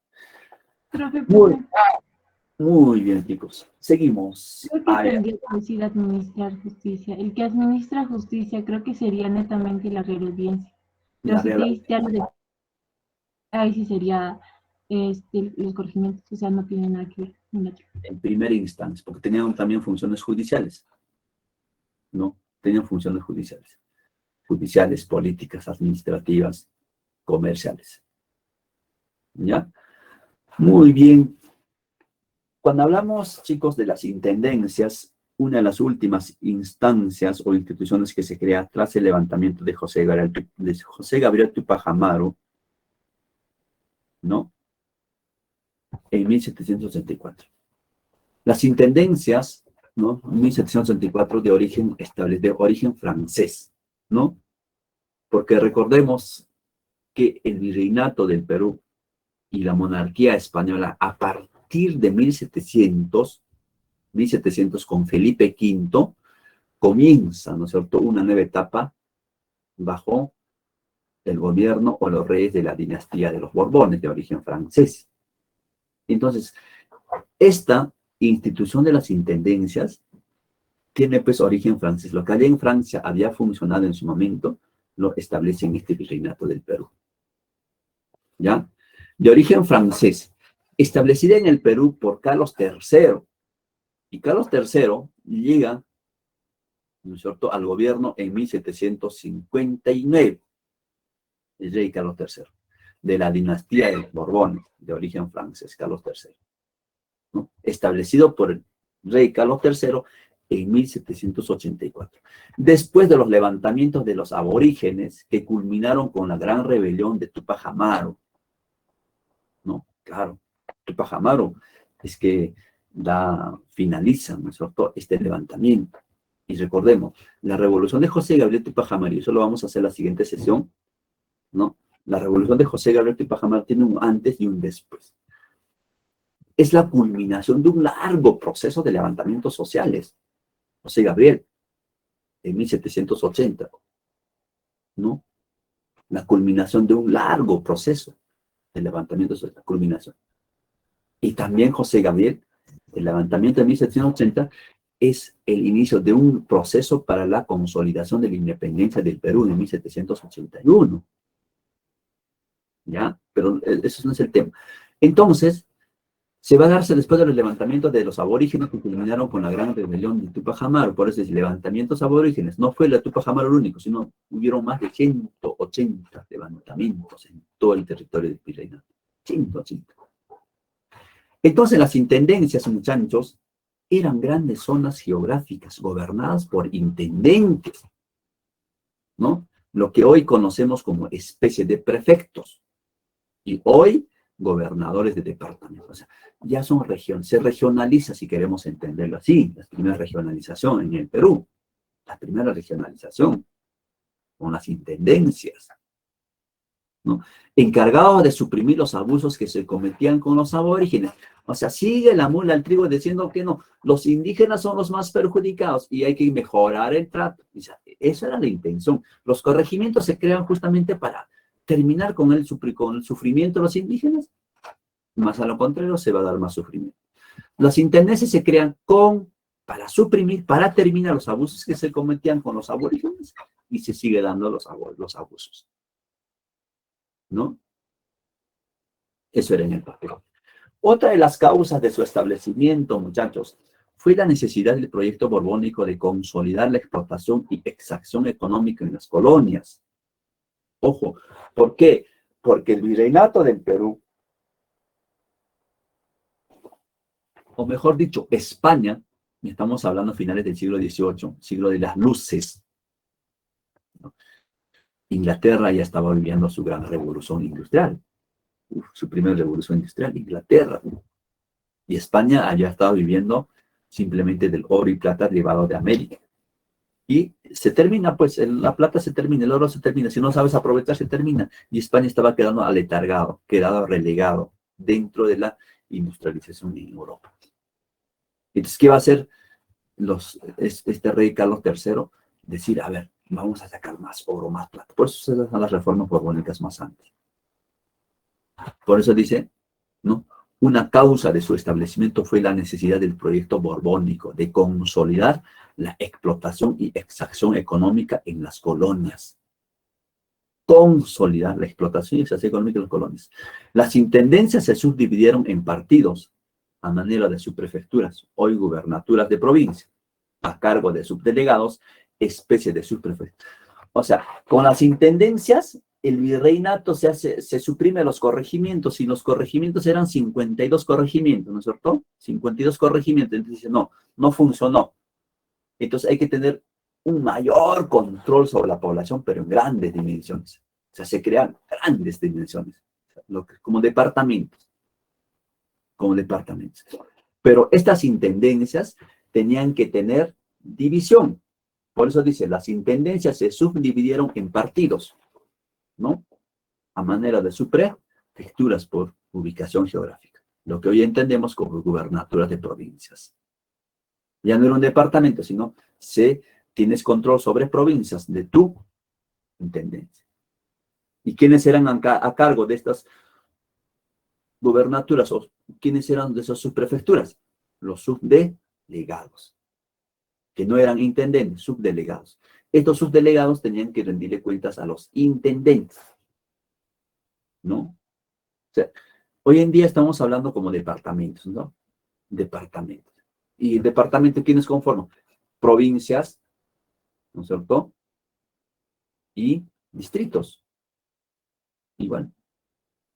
El alcalde distrital tiene que ver a su alcalde provincial, ¿cierto? Igualito eran las intendencias. Entonces, en ese entender, estimados estudiantes, cuando el Perú estuvo dividido en 8 intendencias, vale decir, en 8 regiones, en 8 departamentos, llamémoslo así. El Perú estuvo dividido en 8 intendencias, 8 departamentos. La Intendencia de Lima, la Intendencia del Cusco, la Intendencia de Huamanga, Huancavelica, Tarma, Arequipa, Trujillo y Puno. Con estas 8 intendencias, estimados estudiantes, nosotros llegamos a nuestra independencia y comenzamos nuestra vida republicana con 8 departamentos. Es así, con 8 departamentos. Por eso el Perú estuvo dividido en 8 intendencias. ¿Ya? 8 departamentos, lo que hoy conocemos como departamentos. ¿Ya? Muy bien. Entonces, esos son, muchachos, las intendencias. Profe, ¿Sí? creo que ahora son 24, ¿verdad? O sea, se subdividieron o algo así. Ya, ahora son 24 departamentos más una provincia constitucional, son 25. O sea, ¿cómo hicieron para dividirse? Solamente se le aumentó, o sea. Se ha ido subdividiendo, pues. Se ha ido subdividiendo. O sea, no, es que Cusco no es como lo que era el Cusco. Cusco era, pues, a Puerto Maldonado, era amplio, pues, Apurímac. Por eso eran 8. Claro. No, por eso, desde ahora, por ejemplo, es por eso, cuando se va a darse la discusión de la muerte del nacimiento, ¿dónde nació, por ejemplo, Micaela Bastías? ¿No? Muchos otros dicen, no, es en Tamburco, en Abancay, ¿no? Antes esos territorios eran del Cusco, o sea, era Cusco. No había Abancay, no había Andahuaylas, no había Purímac, no había esas cosas. O sea, era Cusco y abarcaba, pues, grande, por eso estamos grande, imagínate, hoy divídelo al Perú en 8 departamentos, amplio, grande. Eso han ido subdividiéndose, partiéndose en Apurímac, en Junín, ¿no? Y así. Esos espacios han ido reduciendo. ¿Ya? Entonces, esto eran, muchachos, las intendencias. Entonces, nos podrían preguntar de esa manera, que una manera muy sencilla, muchachos, nos podrían considerar, por ejemplo, ¿no? Fue una de las instituciones coloniales establecidas tras el levantamiento de José Gabriel Tupac Amaru en 1780. Tras el levantamiento de José Gabriel Tupac Amaru, ocurridos en 1780. ¿Cuál fue la institución que se crea después del levantamiento de José Gabriel Tupac Amaru? Las intendencias. Las intendencias. ¿Ya? Hasta 4 años, no, ¿verdad? Porque creo que, ¿en qué año murió? En 1800. No, en 1700. José Gabriel murió en 1781, el 18 de mayo de 1781. Y se inició en 1980, miren, en 1780, ¿verdad? 1780 y murió en 1781. Muy bien. Ya, seguimos. Después de esto, finalmente, de estas instituciones, muchachos, que estamos hablando son los cabildos o ayuntamientos. Eso ya lo sabemos, ¿no es cierto? Los cabildos o ayuntamientos tuvo una función similar a las actuales municipalidades de gobierno, o sea, a las actuales municipalidades, que siendo gobiernos locales, fueron creadas para dirigir y velar por la buena marcha y conservación de las ciudades. O sea, ese era el objetivo, fundamentalmente, de los cabildos o ayuntamientos. Era dirigir y velar por la buena marcha y conservación de las ciudades españolas fundadas. Ojo, ese es el objetivo, velar, ¿no? Por la buena marcha y conservación de las ciudades. Vale decir, su ornato, su limpieza, su embellecimiento en la ciudad. Ojo, la parte urbanística. Eso fue el objetivo de la creación de los ayuntamientos o cabildos, ¿no? En circunstancias excepcionales, se convocaba cabildo abierto, en los cuales los vecinos de la ciudad expresaban sus puntos de vista con toda libertad. Hasta hoy en día se sigue haciendo el cabildo abierto, ¿no es cierto? Se ve en algunas municipalidades de nuestras regiones, el cabildo abierto, esa plaza abierta, que los vecinos ya Yo creo que ya no. sí, sigan viendo, sí. Los vecinos, ¿no? Expresan, no me parece, señor alcalde, que usted se está haciendo esto. No me parece, expresaban su punto de vista, abiertamente, con libertad. Entonces, esos eran los cabildos. Y aquí pregunto, muchachos, ¿quiénes eran los primeros alcaldes del Cusco? Cuando se establece el cabildo del Cusco. Era de Candia y Benalcázar. ¿Cómo se llama? Los eran dos. Sebastián Benalcázar, creo. No. A ver, ¿quiénes eran los primeros alcaldes, muchachos? Se han quedado ahí pensando, creo, en la fotografía. No, Pedro de Candia y Benalcázar. Ya Pedro de Candia. Sí, Pedro de Candia y ya le dije lo otro. No No, sé, no recuerdo su nombre. ¿Quién es el? Beltrán de Castro. Beltrán de Perdón, Castro Beltrán de Castro, sí, y Pedro de Candia. Candia. Benalcázar. Beltrán de Castro. Ah, creo que me refería yo a uno de sus refuerzos de Pizarro. Ya, muy bien. Entonces, Entonces, esos son los primeros alcaldes, nosotros, pero esa era la función de estos cabildos, el embellecimiento, el ornamento, la limpieza, ¿no? Básicamente, pues, con esa función. Hoy en día, pues, ya los alcaldes tienen otras funciones más, ¿no? Sociales, educativos, o sea, se ha ido cambiándose a la vez. Y los cacicazgos, estimados estudiantes, por ejemplo, representados por los caciques, quienes eran intermediarios entre la población española y aborigen, sirviendo de puente de explotación colonial, o sea, básicamente, ¿no? Ese era el objetivo, porque los caciques es un acomodo social. Antes de los caciques era el curaca, y el curaca sabía muy bien que era la administración, o se encargaba de la administración de un determinado ayllu, y el curaca se tenía que hacer obedecer, y obedecían al curaca tal como era. Entonces, estos se van a ir creando para seguir teniendo control sobre la población indígena. O sea, los españoles van a creando este puesto del cacicazgo, ¿no? Con la misma figura de los curacas. ¿Para qué? Para que sigan teniendo control sobre la población indígena. Como decía hace instante Valeria, alguien preguntaba, lo que la población indígena obedecía era pues al cacique. Si el cacique decía, hacemos esto, y el indígena veía en el cacique como su protector, como su gobernante, y obedecía. Bien o mal, obedecía. Y a veces muchos caciques no eran pues naturales, eran caciques por imposición, como es el caso, por ejemplo, de Mateo Pumacaba. disculpa que le interrumpa. Quería decirle, falta el procurador, que era el que llevaba, no sé, profesor, no es importante, porque, porque esa parte del procurador es muy importante en esa parte de los cabildos. El procurador. Era el que llevaba, digamos, sus pedidos así de la población o lo que querían, digamos, no algo así, pero es importante el procurador. Buen punto, Valeria. Buen punto, profe. Pero nosotros nos estamos enfocando en lo que dice nuestro texto, Claro, o hasta hoy en día, ¿no? O sea, existían los regidores, por ejemplo, hoy en día, cuando empiezan los regidores, la regiduría, ¿no? Pero estas instituciones, tanto los cabildos y los cacicazgos, eran pues adscritos a la corona española, ¿no? Como decía, dentro de los cacicazgos, por ejemplo, habían caciques de formación natural, o sea, descendencia natural, como es el caso de José Gabriel Tupac Amaru, ¿no?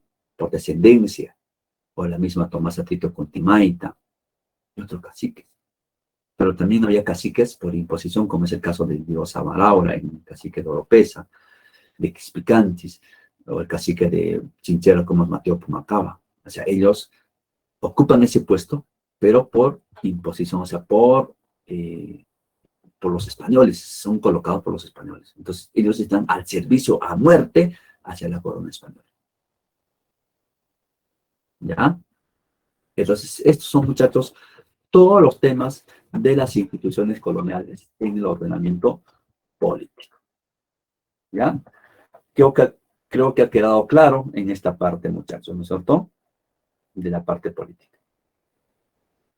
¿Ya? Hemos hablado de del Real y Supremo Consejo de Indias.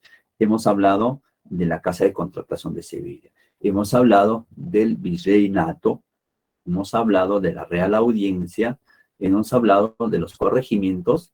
Hemos hablado de las intendencias y también de las municipalidades, los cabildos o ayuntamientos. ¿Ya, muchachos? Muy bien. Ahora en la parte económica, muchachos. Vamos a ver en la parte económica. ¿Ya? En la parte económica vamos a ver que las características de la economía colonial, ¿no es cierto? Va a ser, pues, va a cambiar, ¿no? Las características. Va a cambiar. Se convierte mercantilismo, o sea, es el intervencionismo, el mercantilismo y el monopolio comercial. Esas son las características de la economía en la colonia.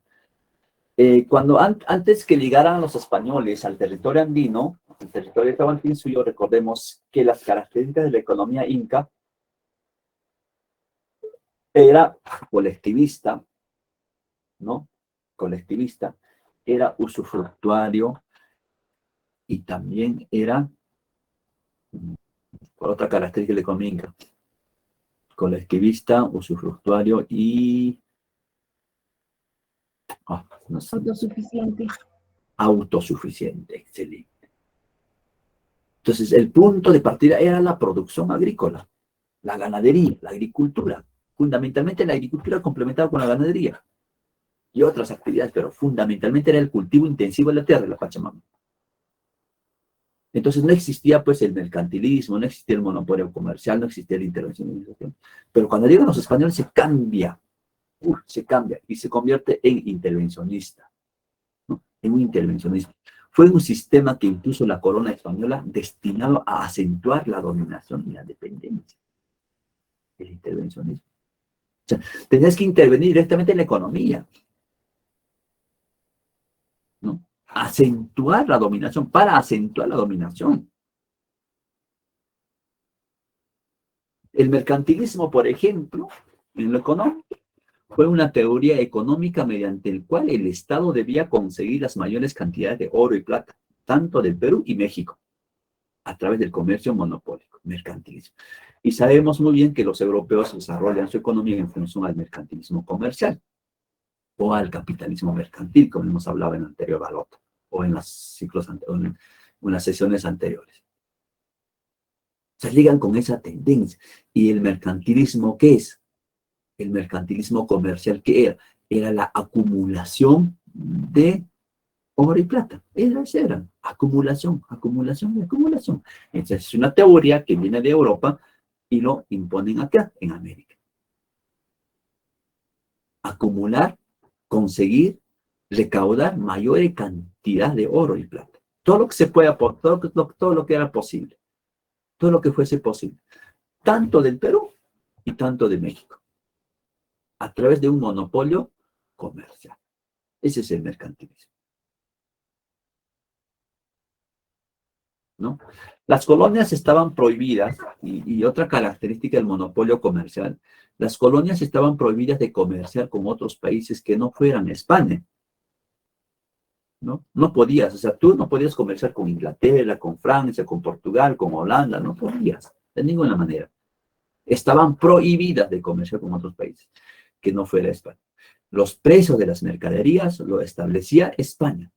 ¿Y cuál era la institución que se encargaba de reglamentar y ejecutar los precios comerciales? ¿Cuál era? ¿Me está preguntando? ¿Sí? ¿Cuál era, muchachos? La casa de contratación de Sevilla. La Casa de Contratación de Sevilla. Claro. La Casa de Contratación de Sevilla. ¿No es cierto? Eso es. ¿Ya? Entonces, en el examen nos podrían preguntar, una característica de la economía colonial es el intervencionismo, es el mercantilismo y es el monopolio comercial. ¿No es cierto? Ojo, intervencionismo, mercantilismo, comercial. Y el monopolio comercial. Nos van a preguntar eso, nos podrían preguntar. La característica de la economía colonial fue, ¿cierto? Ahí está la imagen que les mostraba así, cuando hemos hablado de la economía, ¿no? De la economía inca, ¿no? El español, el curaje, el aire. Todo era para arriba, todo era para arriba. Solo que, en este caso, el curaca podía hacer una redistribución al aire, ¿no? Pero no en todos los casos. Los ayllus, los indígenas trabajaban para el curaca trabajaba para el español, el ayllu trabajaba para el español y no recibía esta retribución que sí los habla con la redistribución, ¿no? El link, ¿se acuerda? No había eso, o no había en este caso. ¿Ya? Una de las principales actividades, muchachos, principales actividades económicas, vamos a mencionar. Dijimos que en el Tahuantinsuyo era la agricultura. ¿No? Era la agricultura. Pero en este caso ya no es la agricultura. Ahora pasa a ser la minería. La minería. Y la minería en la época inca no era económico. Era suntuario, mágico, religioso. Porque los metales, el oro, la plata, la tierra, no tenían valor económico. No conocían sobre el valor económico. Era más que todo religioso, sagrado, mágico. Pero cuando llegan los españoles se convierte esta actividad minera como una actividad importante, principal de la economía colonial, y la agricultura pasa a ser complemento de satisfacción. ¿Ya? Entonces la minería, muchachos, constituyó la actividad económica más importante. De tal manera que hablar de minería colonial peruana es hablar del Cerro Rico de Potosí, descubierto en el año de 1545. Ojo, ¿eh? O sea, los españoles se enfocaron más en el mercantilismo, en acumular riquezas, en acumular oro, plata, o sea, todo lo que sea posible. Entonces, en el examen, de repente, chicos, nos podrían considerar la actividad económica más importante de la época colonial fue, ¿cuál fue? La minería, la agricultura, la ganadería, la textilería. ¿Cuál es? La minería. La minería. Por favor, se los voy a pagar a Marcelo. No te puedes equivocar. La actividad económica más, pero más importante fue la minería, de todo. Y cuando hablamos de minería, muchachos, estamos hablando del Cerro Rico de Potosí, del cerro que come hombres. Uy. ¿Por qué? Porque ahí se trabajaba con las famosas mitas mineras. De los corregimientos se transportaba personas y ya no salían vivos. Era una condena a muerte. Era un trágico servir a la famosa mita minera. De acuerdo a las evidencias, por ejemplo, documentales, cronísticos, la gente, muchachos de los corregimientos jóvenes, se mutilaban los brazos, se mutilaban las piernas, al propósito para no ir a trabajar a las famosas mitas mineras. Eran transportados desde Cusco, Huancavelica, Apurímac, para trabajar allí. Pero ya era un viaje sin retorno. Y Potosí, pues antes del corregimiento, antes que sea el corregimiento del Río de la Plata, o perdón, antes del virreinato del Río de la Plata, Potosí era un centro minero importante, importante. De ahí se extraía la mayor cantidad de oro. La mayor cantidad de plata. Era importantísimo Potosí. ¿Ustedes escucharon entonar las músicas o las letras del Cóndor Pasa? ¿No es cierto? Por ejemplo, No, esta, profe. esta música está inspirada justamente en eso. Eran socavones, o sea, un cerro, por eso decía cerro que come personas, come gentes, porque entraban y no salían. Y allí, como no había la tecnología como lo que eran los indígenas, estamos hablando en socavones, y los mismos españoles, los mismos indígenas elaboraban, por ejemplo, orificios en el cerro, ¿no? En el cerro, que se llaman zarzuelas, orificios con un fin de oxigenación, ¿no? Oxigenación, orificios para que puedan oxigenarse en los socavones. Y esos orificios se denominaban zarzuelas. Entonces estos indígenas, al trabajar sus jornadas laborales en extracción de oro y plata, o sea, los minerales que se podían sacar, veían pues pasar los cóndores, porque era pues como una carnicería también, y los cóndores, y ustedes saben que los animales, el ave, el cóndor es un ave carroñero, ¿no es cierto? Carroñero, porque por allí, obviamente, pues había gente bastante muerta, que no se los enterraba como lo que hoy en día es, eran ahí por ahí botados, ¿no?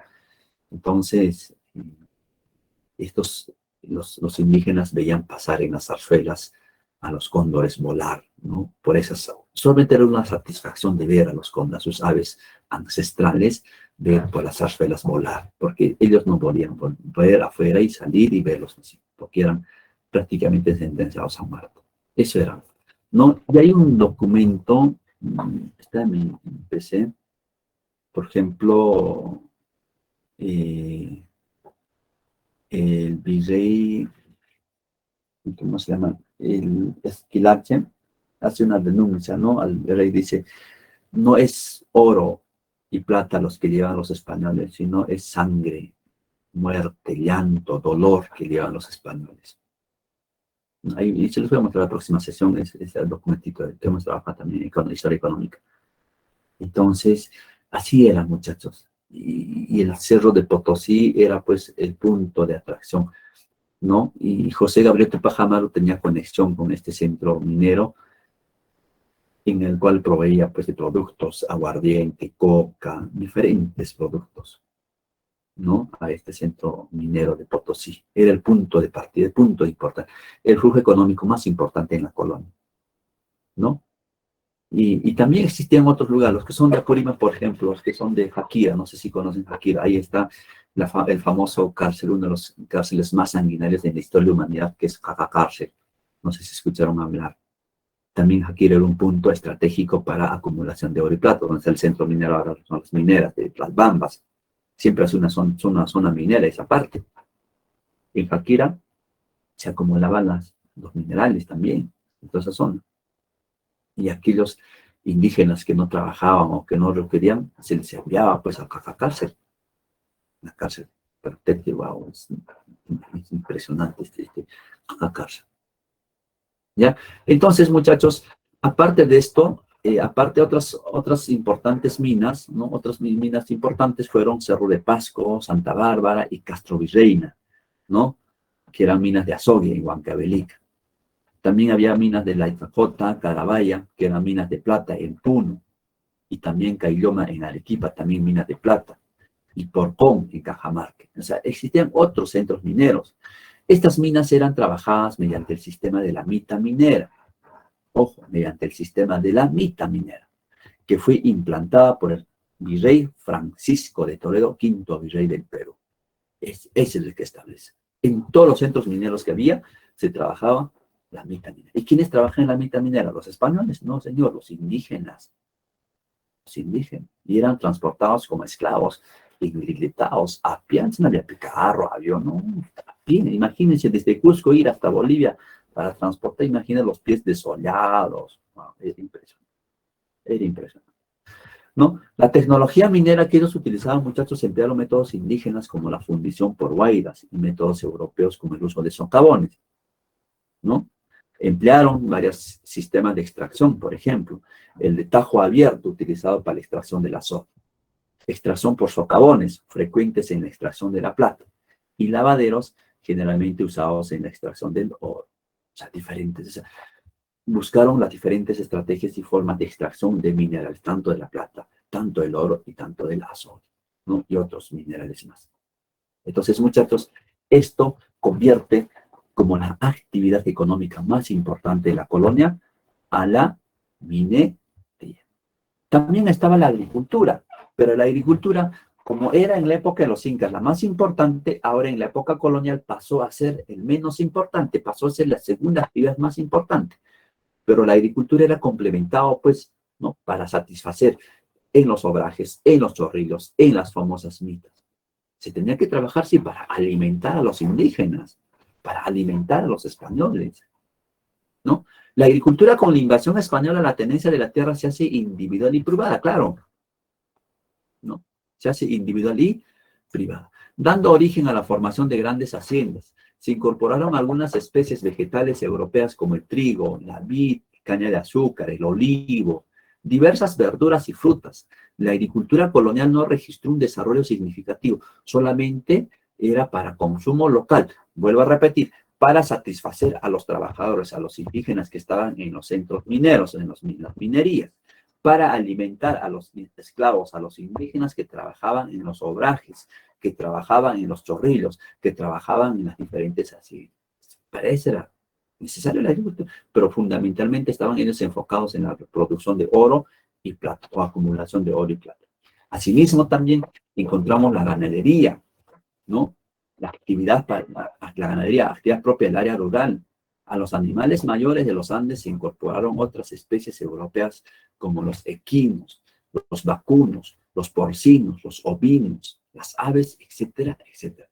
También con fines alimenticios locales.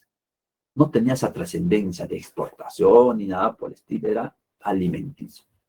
Y la industria, estimados estudiantes, también hay que considerar la industria, ¿no? Fue una actividad propia de la ciudad, pero no prosperó la industria textil, cuyo mejor expresión lo constituían los obrajes o fábricas de que producían la famosa ropa de trabajo, que eran las bayetas para vestir a los abó, esa ropa exclusivamente para los indígenas, para que trabajasen en los centros mineros, en los obrajes, en los chorrillos. ¿Quiénes trabajaban esto? Los mismos indígenas en estos obrajes. Ellos se encargaban. Por eso existía, o sea, había una interconectividad regional, económica. Señor, necesito para los indígenas trabajo ya en los obrajes. Necesito ir en los chorrillos. Esa era la industria. La industria no prosperó. No prosperó. Simplemente era localista. No prosperó. Y no iba a prosperar jamás porque Europa ya se estaba industrializándose de forma comercial. Europa. Y jamás los indígenas, los americanos, iban a industrializar porque no querían que los europeos se industrialicen. Así era de simple, ¿no? La ropa de tierra, que eran las ropas de trabajo, ¿no? La moneda se implantó para poder facilitar el proceso mercantil, el comercio, los tributos. En la colonia fue escasa, acuñándose pesos de oros, ducados, escudos, doblones, etcétera, etcétera. Esta era la moneda, ¿ya? Entonces la moneda se implantó para poder facilitar el proceso mercantil, ¿ya? La moneda. Y finalmente están los impuestos, terminamos con esto, ¿no? Entre los principales impuestos fueron los siguientes: el almojarifazgo, ¿no? Impuesto de aduanas que pagaban los productos que se importaban de España y los que se exportaban, el almojarifazgo, ¿no es cierto? O sea, tú tenías que pagar esto por productos que traías de España y también productos que se importaban. Tanto exportación e importación. La alcabala eran impuestos que se cobraban sobre las compras y ventas preferentemente de bienes inmuebles. ¿No? La alcabala. Impuestos que se cobraban. Ojo, ¿eh?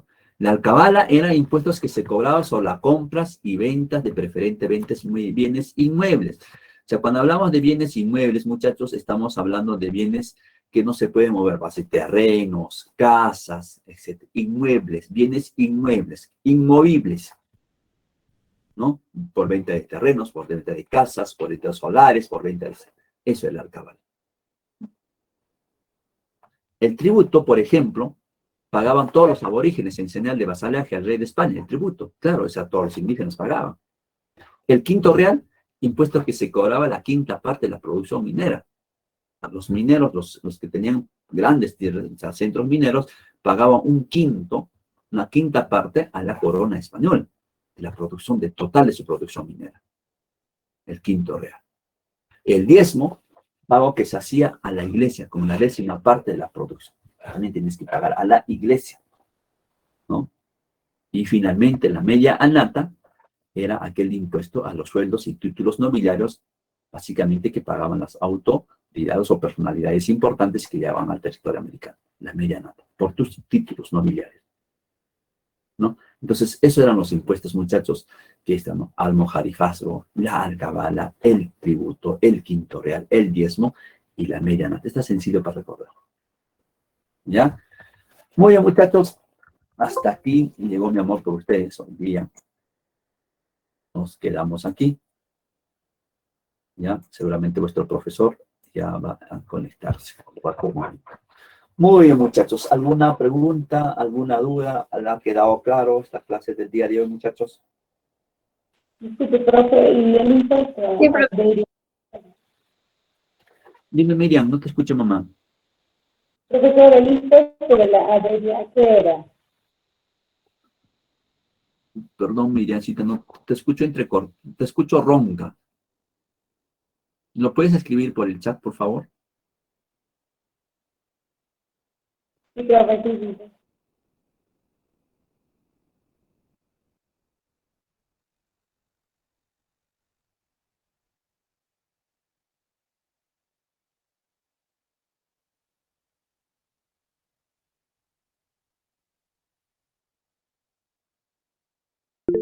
Profesor, tengo una pregunta. Ya. A ver, perdón, te dice, el impuesto a la avería, ¿a qué era? Exportación. Impuesto a la avería. No tengo conocimiento, Miriam, me cogiste, ahí sí me cogiste. Voy a revisarlo. Después de las puertas, profesor, está en mi libro. Ah, tengo una pregunta. Y eso, o sea, se le cobraba, digamos, a la minería o algo así para que se le traiga a la iglesia y al otro. No, el diezmo era distinto, o sea, era obligatorio, la aportación obligatoria a la iglesia, pero existía dentro de la forma de recaudación de bienes para la iglesia, era, por ejemplo, las famosas, la famosa, por ejemplo, ¿cómo se llama esta?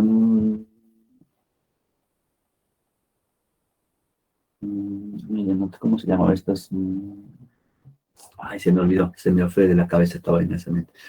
La iglesia tenía una forma de recaudar fondos, como son las capellanías, por ejemplo.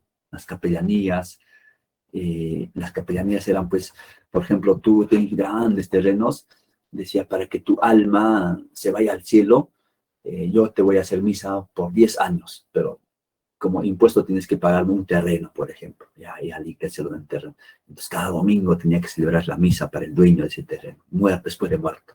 Hacia las capelanías, también había otros temas. Ahorita se me olvida el nombre. ¿Ya? Eso los voy a ir un poco a la próxima semana, la próxima sesión que vamos a ir mencionando.